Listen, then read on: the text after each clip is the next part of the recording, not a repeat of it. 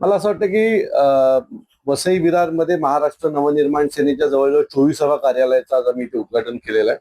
वसई विरारमध्ये महाराष्ट्र नवनिर्माण सेना मागच्या काही वर्षात प्रचंड मोठ्या प्रमाणात पसरलेली आहे आणि येणाऱ्या निवडणुकीमध्ये महाराष्ट्र नवनिर्माण सेनेची ताकद ही संपूर्ण वसई विरारमधील सर्व राजकीय पक्षांना कळेल.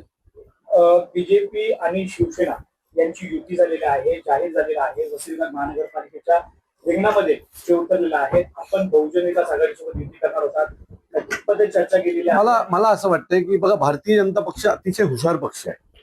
जिथे त्यांची स्वतःची ताकद आहे ना, तिथे ते युती वगैरे करत नाहीत. म्हणजे ते ठाण्यात युती नाही करत आहेत, ते नवी मुंबईमध्ये युती नाही करत आहेत, पण वसई विरारमध्ये युती करतात. याचा अर्थ त्यांची ताकद नाहीये. बरोबर आहे.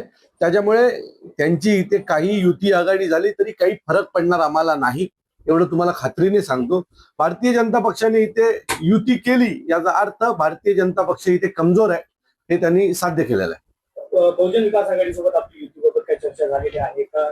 काय मला वाटतं की योग्य वेळेला सगळे योग्य निर्णय घेतले जातील. तुम्ही देखील घाई करू नका. निवडणुका काही जाहीर झालेल्या नाहीयेत, पण सर्व विरोधक एकत्र येऊन ताकदीने लढतील आणि वसई विरार महानगरपालिकेवर मला असं वाटतं की आघाडीचा झेंडा यावेळेला लागेल. महानगरपालिकेच्या प्रभाग रचना याद्या जाहीर झालेल्या आहेत. 80,000हून अधिक हे दुबार मतदार आढळून आलेले आहेत. कसं वाटतं? मी तुम्हाला याला पर्याय एकमेव आहे, जे आता नगर परिषदेच्या निवडणुकीत तुम्ही अनेक ठिकाणी पाहिलं की सन्माननीय राजसाहेबांचा आदेश आम्ही निवडणूक न लढता अनेक लोकांनी पाळलं.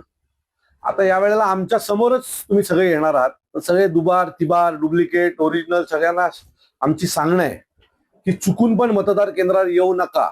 जर आमच्या महाराष्ट्र सैनिकांच्या शिवसैनिकांच्या हाताला तुम्ही लागलात तर येताना तुम्ही तुमच्या पायावर याल, जाताना तुम्ही तुमच्या पायावर जालार की नाही हे आम्हाला माहित नाही. आज राधाकृष्ण विखे पाटील हे वसई विरार मध्ये आले होते. त्यांनी सांगितलं की वसई विरार महानगरपालिका जी आहे ती एखादी आपल्याला निवडून आणायची आहे. मला असं वाटत नाहीये तसं वसई विरार मधलं वातावरण नाहीये. तुम्ही विधानसभेच्या निवडणुकीला आणि महानगरपालिकेच्या निवडणुकीला एकत्र पाहू नका. विधानसभेला लागलेल्या जॅकपॉट्स आहेत, ते जॅकपॉट परत परत लागत नाही. जॅकपॉट कधीतरी एकदाच लागतो. मला खात्रीने सांगतो की भारतीय जनता पक्षाचं पाणीपत होईल.